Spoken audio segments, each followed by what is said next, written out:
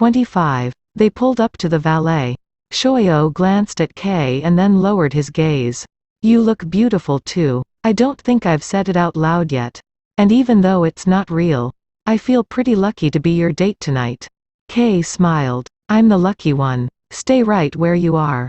He got out and met Shoyo on the other side, holding out his hand. It was the first time the roles had been reversed. Usually it was Shoyo helping Kei out of the car. Shall we? Shoyo's stomach was in knots as he walked into the restaurant holding Kei's hand. This was the big moment. The reason for everything they'd done so far. He needed to get back on task and play the part. Smile for all the pretty people and whatever cameras happened to lock on them. He took a deep breath and did just that. It took them several minutes just to get to their table as industry people stood up from their tables and greeted Kei. He didn't introduce Shoyo as his boyfriend. Simply as Shoyo Hinata. Everyone already knew who he was anyway. From being on the show. And because they made it their job to know. Besides, Kei's body language said far more than his words. After every introduction, his hand made its way back to Shoyo's body in one way or another. Either loosely holding his hand or touching his back or caressing his arm. Setting Shoyo's body on fire with every touch. It all felt very real to him. Too real, and too sad that it wasn't. But he hid his anguish behind a genuine smile every time their eyes met. And like any good actor would do, he played off his co-star's improvisations. Like when Kei said to a producer, "He's getting offers left and right." Offers left and right? The only offer Shoyo had received was from his old soap. But he quickly recovered from the surprise comment and leaned in close to the man. "And I always say that you gotta dance with the one that brung ya." He laughed and gestured to Shoyo with his thumb. "He's a keeper, Kei." They were given a table on the far side of the restaurant. Kei sat down and immediately started apologizing. "So sorry about that. You must be starving." The waiter came up to the table and Kei took over. "We'll have a half-dozen oysters. Kumamoto, if you have them. And if we could get those right away. That would be great. Oh, and your wine list. Oh, and some bread." Shoyo noticed that Kei's hands were shaking. He leaned in and whispered, "You're shaking. Take a breath." Kei reached for his glass and noticed that his hands were indeed shaking. He took a sip of water. Then clasped his hands together. "It must be the coffee. You're doing great," Shoyo said, encouragingly. "They're totally buying it." Kei reached across the table for Shoyo's hand. "You do realize you won't struggle to find work again. It makes me so happy that I can give that to you. After everything you've done for me. Yeah, I'll forever be Kei Tsukishima's ex-boyfriend." Shoyo quipped. "No one can ever take that away from me." His eyes fell to their joined hands. He quickly looked away, fearing he'd start to tear up. "That's not what I meant. They're all so impressed with what you've done on the show. Didn't you hear a thing they said?" A breadbasket was set on the table. Shoyo let go of Kei's hand and buttered a roll while Kei chose a bottle of red. He'd push his feelings aside. They could be dealt with later. When he was alone in the guest house. He told himself. In the meantime, he really needed to eat something. So he stuffed a small piece of the roll in his mouth and smiled while he chewed. Kei returned the smile. "Can I make a prediction? Only if you put money on it." Shoyo moaned in delight as the oysters were set on the table. "Come to Papa." "Fine. I'll bet you $5,000 that you get nominated for an Emmy next year." "Ah, honey, are you trying to get in my pants? Because there are easier ways that won't cost you nearly as much money." Shoyo sucked an oyster into his mouth and moaned again. "You're already costing me a small fortune." "And you're right." Kei shrugged. "Talking about the Emmys is kind of a turn-on. So are these oysters." Shoyo picked up another shell. "Here, honey. You simply must taste one before I down them all." Since they were putting on a show, Shoyo felt comfortable using pet names. All part of the game. Right? Kei took the offered oyster and dabbed a little bit of cocktail sauce on it. "Did you mean what you said back there? About dancing with the one that brought you?" The question didn't surprise Shoyo. "You probably think I'd bolt given the chance. Don't you?" He didn't wait for a reply. I guess you don't know me at all. I wasn't sure if you were just acting? Shoyo washed the oysters down with a long sip of the wine that had just been poured.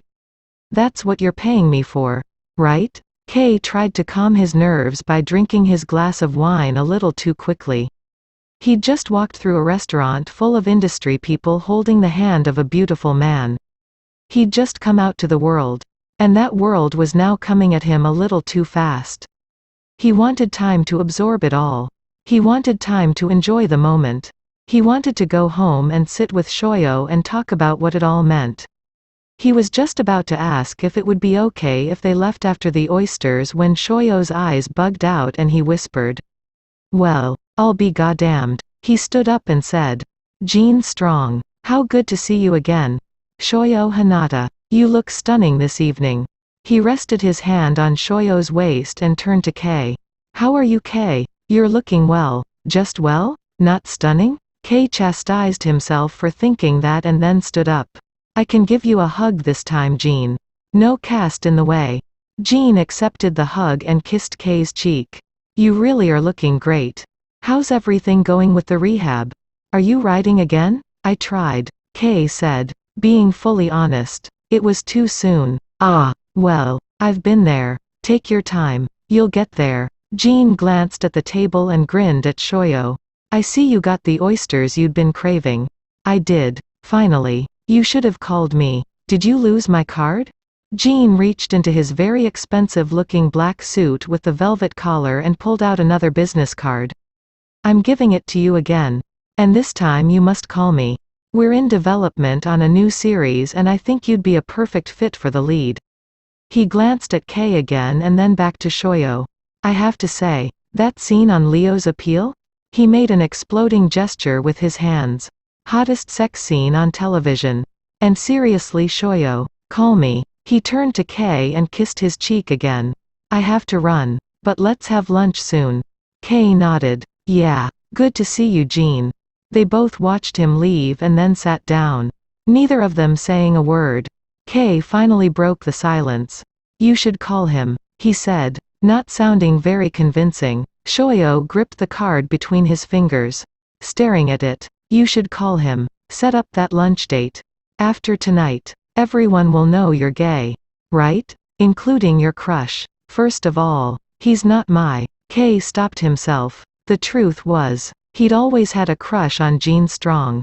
He liked Jean's style, his swagger, the way his stylish suits hugged him in all the right places. He'd had fantasies about him. Their first date, their first kiss, all very romantic fantasies. Jean would have been his first call. Now though, he wasn't sure what he wanted. And anyway, who cares? What happened to the player not being good enough for me? Shoyo picked up another oyster. Maybe I judged him prematurely. Far be it from me to keep you from what you want. Kei stared at Shoyo in confusion until the waiter arrived a few seconds later. He took away the empty oyster plate. Shoyo had eaten 5 of the 6 and was now looking at Kei rather sheepishly. "Sorry, I was hungry." "They were for you," Kei said, barely above a whisper. He took a sip of his wine and focused on the glass. Turning the narrow stem between his fingers, the air around them felt thick and full of tension. And Kei felt very vulnerable. Like all of his fears and worries were hanging out there on his sleeve for the whole world to see. The waiter interrupted them again. "Have you had a chance to look at the menu?"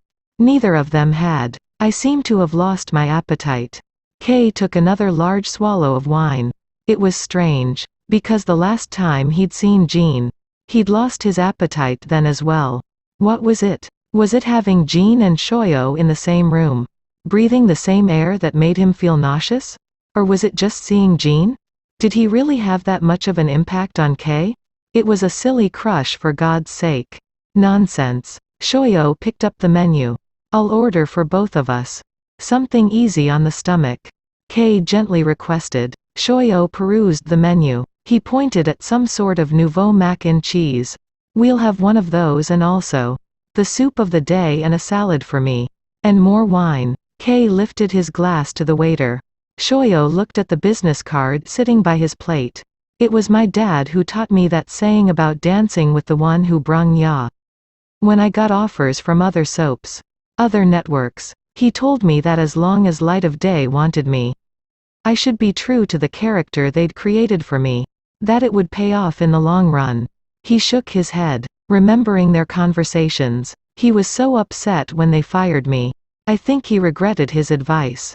With one finger, he slid the card across the table. You should call him. Don't. Not tonight. Tonight where? He turned away, feeling frustrated. God, it was all so confusing. Shoyo sighed. This would not do. This sadness that seemed to have overtaken Kei. Shoyo had to do something about it. Okay, so we're not talking about Jean tonight. Kei's expression didn't change. Or anyone else. Look at me. Kei did, but quickly looked away. Shoyo glanced around the room. Several sets of eyes were locked on them. He set his gaze on Kei again and smiled. I'm going to excuse myself and go to the restroom. I'm also going to lean down and kiss you as I leave. Okay? Because that's what someone who's madly in love with you would do. Kei finally looked at him. You know, for the room. Shoyo motioned with his head and whispered. They're watching our every move. Kei gave a slight nod. His expression a little brighter. I'll probably take your hand and pull you down to me. Maybe whisper something in your ear before you kiss me.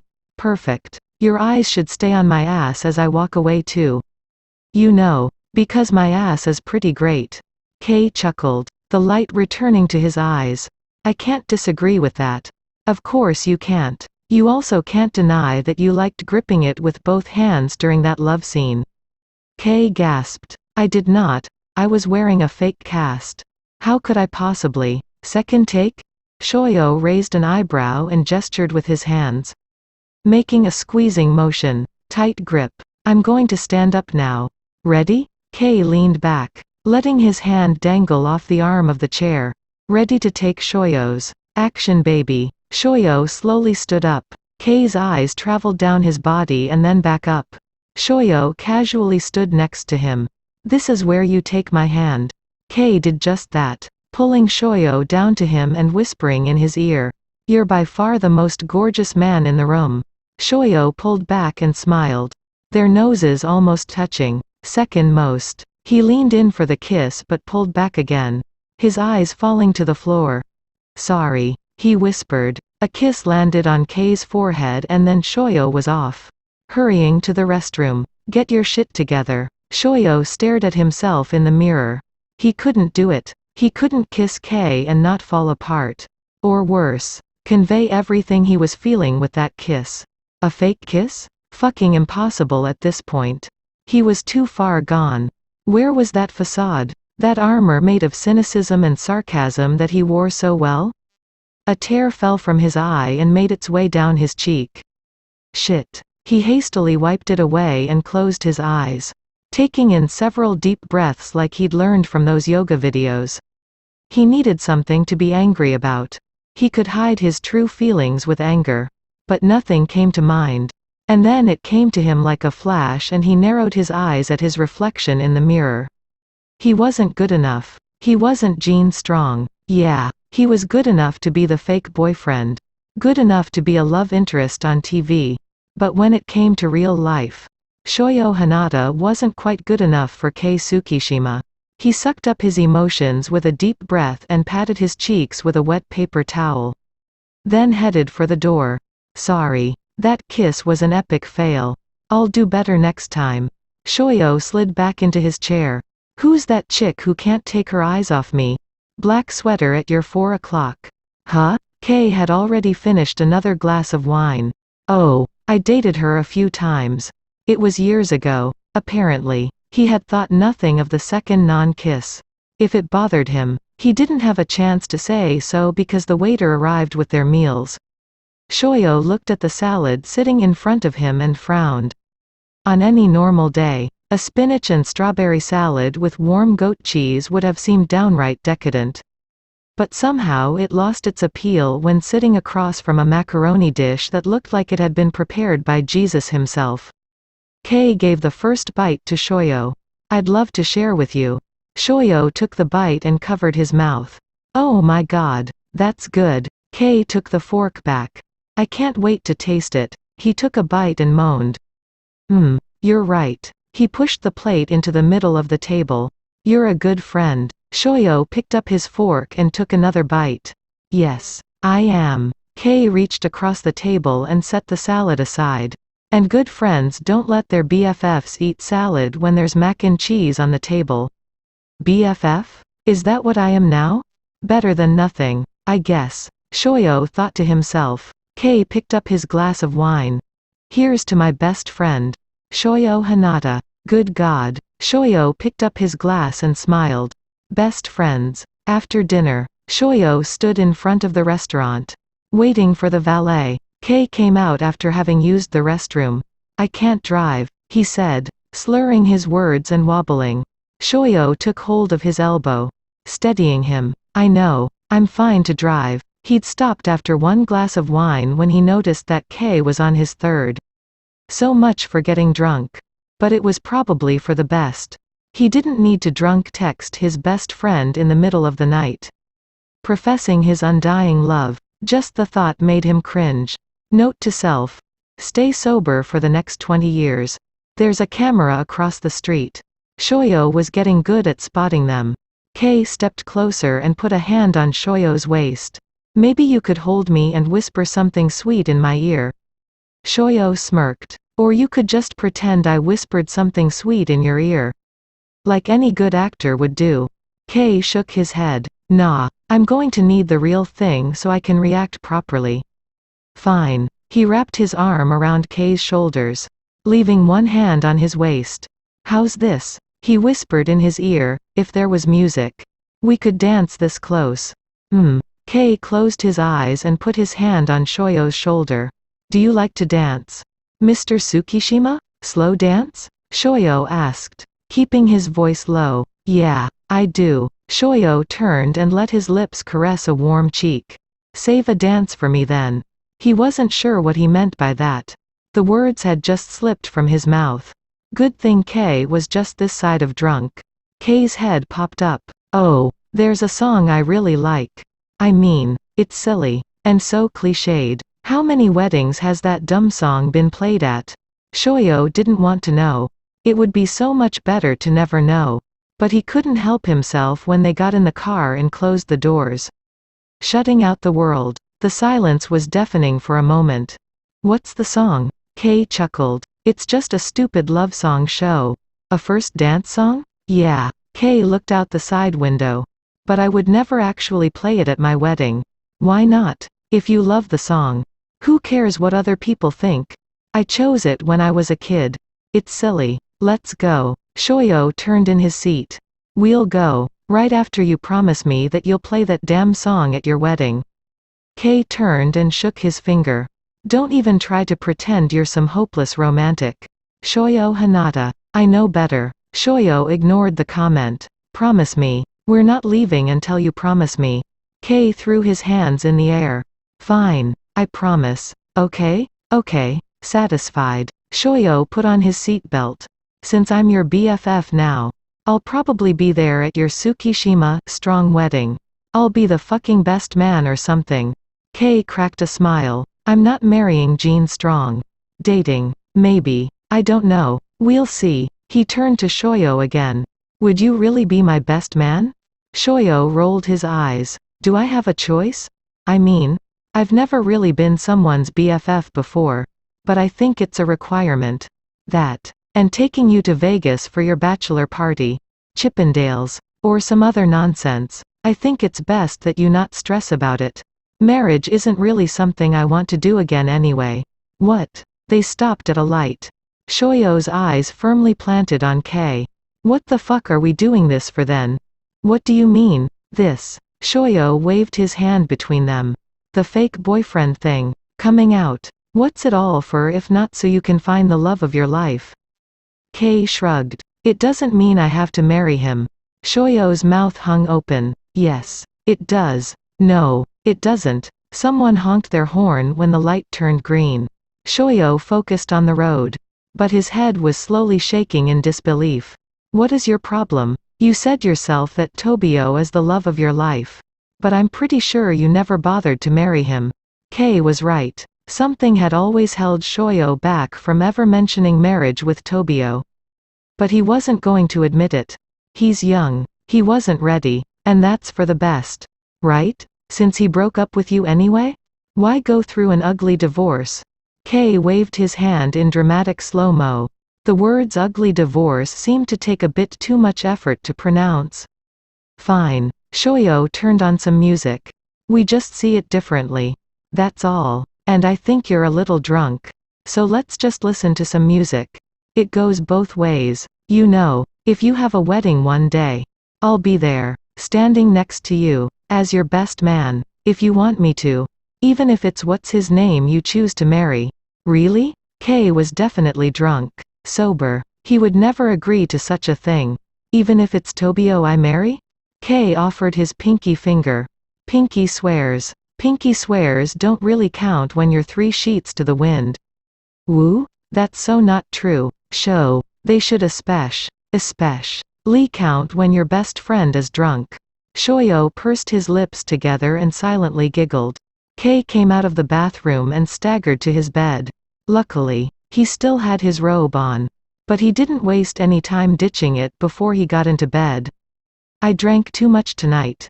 On any other night, Shoyo might have chosen to enjoy the view.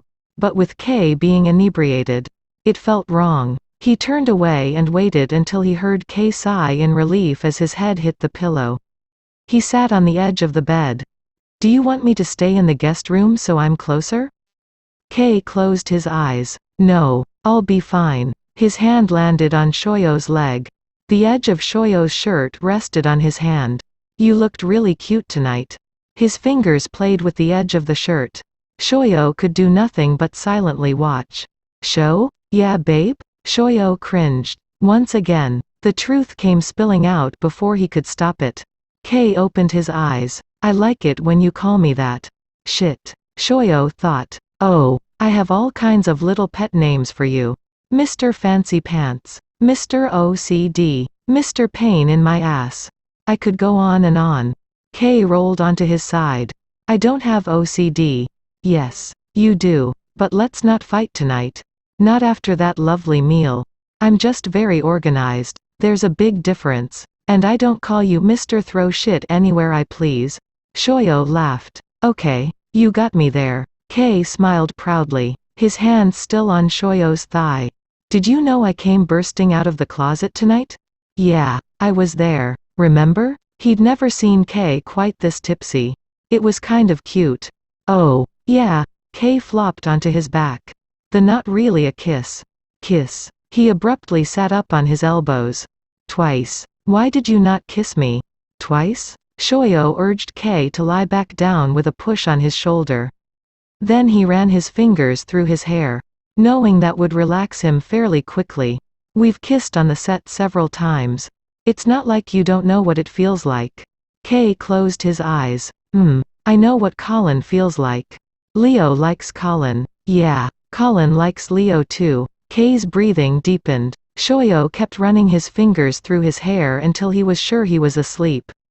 Good night, love, he whispered as he ran the back of his fingers over Kei's cheek and then stood up. He looked back one more time before he shut the door.